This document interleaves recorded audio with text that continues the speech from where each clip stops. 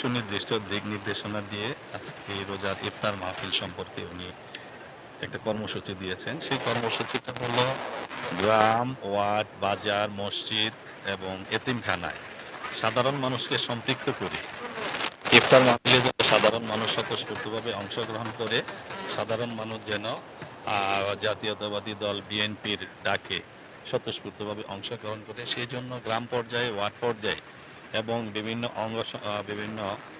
অর্গানাইজেশনের মাধ্যমে, বিভিন্ন সামাজিক সংগঠনের মাধ্যমে এই ইফতার পার্টি করে যেন মানুষকে উজ্জীবিত করা যায়, মানুষকে সম্পৃক্ত করা যায়, সেই জন্য নির্দেশনা দিয়েছে। সেই নির্দেশনার ফলশ্রুতিতে মুক্তিযোদ্ধা জনাব কাজী মনির সাহেব উনিও আমাদেরকে নির্দেশ দিয়েছেন ওয়ার্ডে ওয়ার্ডে সাধারণ মানুষকে নিয়ে ইফতার পার্টি করার জন্য, ইফতারে সবাইকে নিয়ে ইফতার করার জন্য যেন সাধারণ মানুষ জাতীয়তাবাদী দলের প্রতি বেশি সম্পৃক্ত হয়। এই জন্য আজকে আমরা ভুলতা ইউনিয়নের 9টি ওয়ার্ডের সাধারণ মানুষ, আমাদের রাজনৈতিক বৃন্দ সকলের সহযোগিতায় আজকে আমরা যে আয়োজনটা করেছি সেই আয়োজনটা হলো ভুলতা ইউনিয়নের 9টা ওয়ার্ডের সাধারণ মানুষ সহ কর্মী যারা আছে গ্রামে তারা আজকে স্বতঃস্ফূর্তভাবে এই ইফতার মাহফিল আমরা আপনারা দেখেছেন যে আমরা হাফেজ সাহেবদেরকে দিয়ে এই ইফতার মাহফিল পূর্ব আমরা 30 পারা কোরআন শরীফ খতমের ব্যবস্থা করেছি। ওনারা হাফেজ সাহেবরা 30 পারা কোরআন শরীফ পড়ছেন। ওনারা হয়তো আর কিছুক্ষণের মধ্যে ওনাদের 30 পারা কোরআন শরীফ পড়া শেষ হবে, তারপরে একটা দোয়া হবে, ইফতারের আগে একটা দোয়া হবে। আমাদের দেশ নেত্রী বেগম খালেদা জিয়া অসুস্থ, আমাদের দেশ নায়ক তারেক রহমান সাহেব উনি অসুস্থ, আমাদের শহীদ রাষ্ট্রপতি জিয়াউর রহমান সহ যারা এই পৃথিবী থেকে চলে গেছে সকল কবরবাসীদের জন্য আমরা দোয়া করব। বৈষম্যবিরোধী ছাত্র আন্দোলনে আমাদের যে ভাইরা শহীদ হয়েছে তাদের জন্য দোয়া করব, যারা আহত হয়েছে তাদের জন্য আমরা দোয়া করব যেন দ্রুত তারা সুস্থ হয়ে যায়। এবং এই আন্দোলনে আমাদের দলের যেসব নেতাকর্মী শহীদ হয়েছেন, মারা গেছেন, তাদের জন্য আমরা দোয়া করব আল্লাহ যেন সবাইকে মাফ করে দেয়, বাংলাদেশটা যেন একটা শান্তির দেশ হিসাবে আমরা করতে পারি। এই যে বিশাল আয়োজন, এখানে কতজন মানুষ আসবে স্পেসিফিক আপনারা কতটুকু রান্না করেছেন? এত বিশাল আয়োজনের এই মানুষগুলোকে কিভাবে শৃঙ্খলিতভাবে খাবার বা ইফতার পরিবেশন করা যায়? আসলে আপনি আমাদের ব্যানারে হয়তো দেখছেন যে আমরা 1 থেকে 9টা ওয়ার্ডের আমাদের সংগঠনের নেতৃবৃন্দ সাধারণ মানুষ সুশৃঙ্খল ভাবে ওয়ার্ড ভিত্তিক এখানে আমরা সবকিছু আমরা ডিসিপ্লিনের ব্যবস্থা করেছি। যার যার ওয়ার্ডের নেতৃবৃন্দরা সেই অবস্থানে এসে তারা বসবে এবং সুশৃঙ্খলভাবে তারা তাদের ইফতার তারা সম্পন্ন করবে এবং আমরা পর্যাপ্ত খাবারের ব্যবস্থা করেছি, ইফতারের ব্যবস্থা করেছি যেন আমাদের রোজাদার ভাইয়েরা সাধারণ মানুষজন ইফতারটা করতে পারে। সেই জন্য আমরা আমাদের পক্ষ থেকে সব ধরনের ব্যবস্থা আমরা সম্পন্ন করেছি। এখানে তো রাজনৈতিক বিষয় টানতে পারি না, যদি আপনার বলার ইচ্ছা থাকে তাহলে আপনি আসলে কার নেতৃত্বে প্রোগ্রাম? আসলে আমরা তো কেউ নিরপেক্ষ না, যতভাবেই বলি না কেন আমরা নিরপেক্ষ। আমরা বীর মুক্তিযোদ্ধা জনাব কাজী মনির সাহেবের পক্ষের থেকে আমরা এই উদ্যোগটা নিয়েছি। বীর মুক্তিযোদ্ধা কাজী মনির সাহেব আমাদের নির্দেশ দিয়েছেন যে প্রত্যেকটি পাড়া, গ্রাম, মহল্লায়, ওয়ার্ডে সাধারণ মানুষকে সম্পৃক্ত করে তোমরা এই রোজাদার ভাইদেরকে তোমরা ইফতারের ব্যবস্থা করো। সেই উদ্দেশ্যে আমরা আসলে আজকে ভুলতা ইউনিয়নের 1 থেকে 9 নং ওয়ার্ডের সমস্ত নেতাকর্মীরা আজকে সাধারণ মানুষকে নিয়ে এই ইফতারের আমরা আয়োজন করেছি।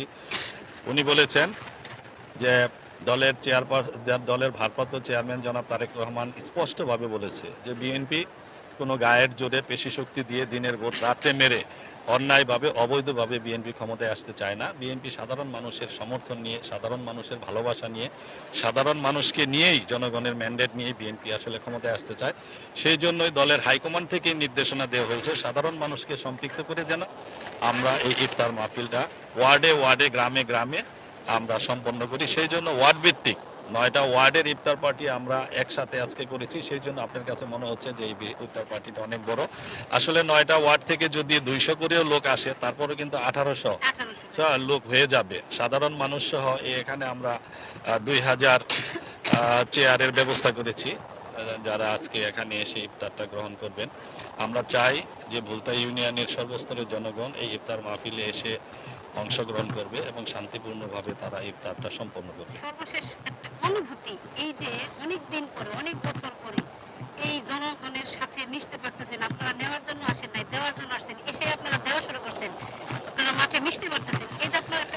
একটু যদি শেয়ার করেন তো কেমন ধন্যবাদ লাগছে? আপনাকে। অত্যন্ত গুরুত্বপূর্ণ একটা প্রশ্ন করেছেন। সবাই জানে যে ১৬ বছর বিএনপি ক্ষমতার বাইরে। আমরা বলি ১৯ বছর 111 থেকে বিএনপির নেতাকর্মীরা অত্যন্ত নির্যাতিত। আপনারা জানেন যে হামলা, মামলা, নির্যাতন, ভুয়া মামলা, গণগ্রেপ্তার, গায়েবী মামলা এত কিছুর পরেও আমরা এই ধরনের এরকম সুশৃঙ্খলভাবে সুন্দরভাবে এরকম খোলা মাঠে আমরা এই ১৬টি বছর আর আমরা ইফতার মাহফিল অনুষ্ঠান করতে পারি নাই। আপনারা জানেন যে ফ্যাসিবাদী শেখ হাসিনা তার দোসররা আমরা যেন ঘরের মধ্যে বসেও ইফতার পার্টি না করতে পারি সেই জায়গায় তারা হামলা দিয়েছে, মামলা দিয়েছে এবং পুলিশ দিয়ে গণগ্রেপ্তার করেছে।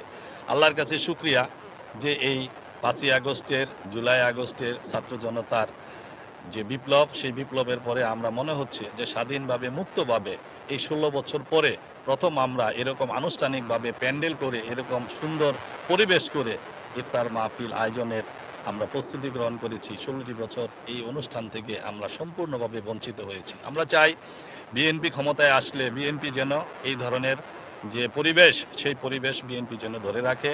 বিএনপি আসলে জনগণের দল। বিএনপি গণতন্ত্রে বিশ্বাস করে। এই ধরনের পেশিশক্তি দিয়ে গায়ের জোরে অন্যায়ভাবে একটি দলকে কুক্ষিগত করে নির্যাতন করে বিএনপি আসলে দেশ পরিচালনা করতে চায় না। আমাদের নেতা আগামী দিনের রাষ্ট্রনায়ক জনাব তারেক রহমান সাহেব স্পষ্টভাবে বলেছেন যে জনগণের ভালোবাসা নিয়েই, জনগণের ম্যান্ডেট নিয়েই, জনগণকে সাথে নিয়েই বিএনপি ক্ষমতায় আসতে চায়। সুতরাং আমরা আমাদের দলের অভিভাবকের নির্দেশ অনুসারে, উনি আমাদের সাংগঠনিক অভিভাবক, আমি নারায়ণগঞ্জ জেলা স্বেচ্ছাসেবক দলের আহ্বায়ক হিসাবে আমি বলতে চাই আমার নারায়ণগঞ্জ জেলার অন্তর্গত যতগুলো ইউনিট আছে সমস্ত ইউনিটে আমাদের নির্দেশনা দেওয়া আছে যে সাধারণ মানুষকে সম্পৃক্ত করে ওয়ার্ডে ওয়ার্ডে যেন ইফতার মাহফিল করে সাধারণ মানুষকে যেন আমাদের দলে সম্পৃক্ত করে মানুষ যেন বিএনপির প্রতি আসক্ত হয়, মানুষ যেন বিএনপিকে ভালোবাসে।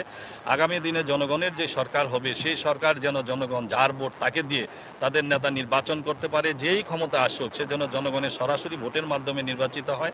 এইটা আমাদের দলের চাওয়া, এইটা আমাদের চাওয়া। এই নির্দেশনা আমাদের দলের সমস্ত পর্যায়ের নেতৃবৃন্দদেরকে দেওয়া আছে। আরেকটা কথা আমি বলতে চাই, আমাদের দলের ভারপ্রাপ্ত চেয়ারম্যান জনাব তারেক রহমান সাহেব এই ধ্বংসপ্রাপ্ত রাষ্ট্র কাঠামো মেরামতের জন্য যে ৩১টি দফা উনি সুপারিশ করেছেন, এই ৩১টি দফা হলো বাংলাদেশের একটি মুক্তির সনদ।